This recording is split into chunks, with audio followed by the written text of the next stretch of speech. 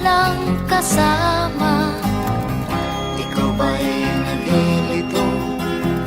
Pag-iisip mo'y nagugulo sa buhay ng tao, sa takbo ng buhay mo.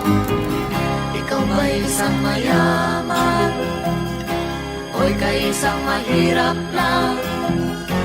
Sino sa inyong dalawa ang mas nahihirapan?